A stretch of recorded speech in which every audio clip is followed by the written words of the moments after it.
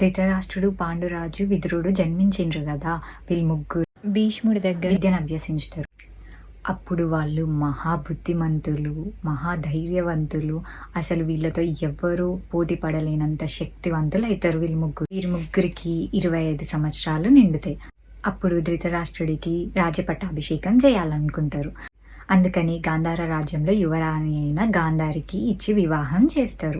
ఇక్కడ మీరు ఇంకో మెయిన్ క్యారెక్టర్ అయిన గాంధారి సోదరుణ్ణి గుర్తుపెట్టుకోండి. ఆయన పేరు శకిని. ఆయన గురించి మనం ఫ్యూచర్ వీడియోస్లో మాట్లాడుకుందాం. గాంధార రాణి తన భర్తకి కంటి చూపు లేదని, తను కూడా జీవితంలో నేను ఇంకా ఏది చూడకూడదని తను కూడా కళ్ళకి గంతలు కట్టుకుంటుంది. కానీ ధృతరాష్ట్రుడు అది అవమానంగా ఫీల్ అయ్యి తన మీద కోపంతో తనని దూరం పెడతాడు. అయితే కొన్ని కారణాల వల్ల ధృతరాష్ట్రుడి రాజ్యపట్టాభిషేకం ఆగిపోతుంది. ఎందుకంటే తను పుట్టుకతోటి కంటి చూపు లేదు కదా.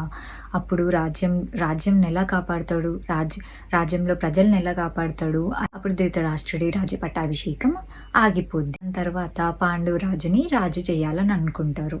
ధృతరాష్ట్రుడికి చాలా కోపం వస్తుంది. నాకు దక్కంది నా తమ్ముడికి దక్కుతుందని చాలా ఈర్ష్య పెంచుకుంటాడు పాండురాజు మీద.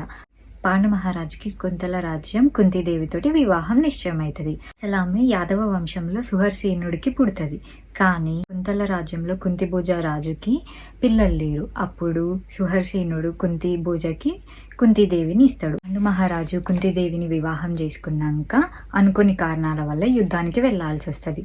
అప్పుడు యుద్ధంలో గెలిచి మాద్రి అనే యువరాణిని వివాహం ఆడతాడు. ఇప్పుడు పాండు మహారాజుకి 2 భార్యలు, కుంతీదేవి, మాద్రీదేవి.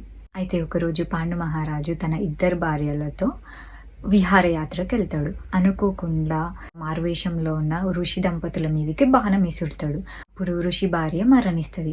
ఆ ఋషి దాన్ని తట్టుకోలేక పాండు మహారాజుకి శపిస్తాడు. ఏంటిదంటే, నువ్వు జీవితంలో ఎప్పుడైనా సంతాభివృద్ధి కోసం పాల్పడతావో అప్పుడు నీ మరణం తథ్యమని ఒక శాపం ఇస్తాడు. ఆ శాపం ఇచ్చి ఋషి కూడా ప్రాణాలు వదిలేస్తాడు.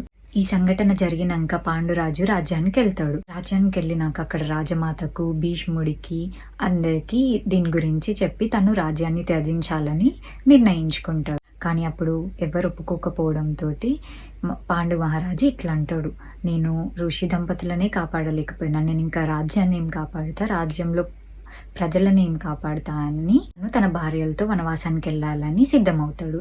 అప్పుడు రాజ్యాన్ని త్యజించి తనకున్న సంపదలన్నీ వదిలేసి వనవాసానికి వెళ్తాడు. వనవాసానికి వెళ్ళినాక అసలు ఏమైంది అనేది మనం నెక్స్ట్ ఎపిసోడ్లో తెలుసుకుందాం. హరే కృష్ణ.